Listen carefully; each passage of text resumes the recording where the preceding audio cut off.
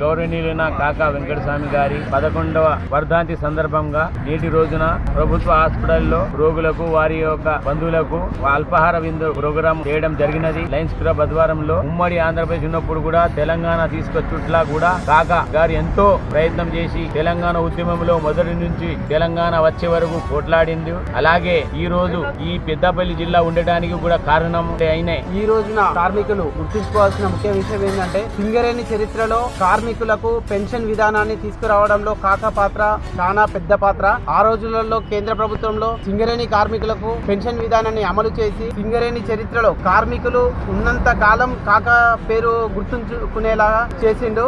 ఈ రోజు కార్మిక శాఖ మంత్రిగా తెలంగాణ రాష్ట్రంలో వివేక్ వెంకటస్వామి గారి ఆధ్వర్యంలో కార్మిక శాఖ ఎంతో విజయవంతంగా నడుపుకోవడం జరుగుతుంది. రాబోయే రోజుల్లో కాకా వెంకటస్వామి గారి ఆశయాలను కొనసాగించేలా పెద్దపల్లి పార్లమెంట్ సభ్యుడు గడ్డం వంశీకృష్ణ గారు ఆయన ఆశయాలను కొనసాగించేలా చేయాలని కోరుతున్నాం.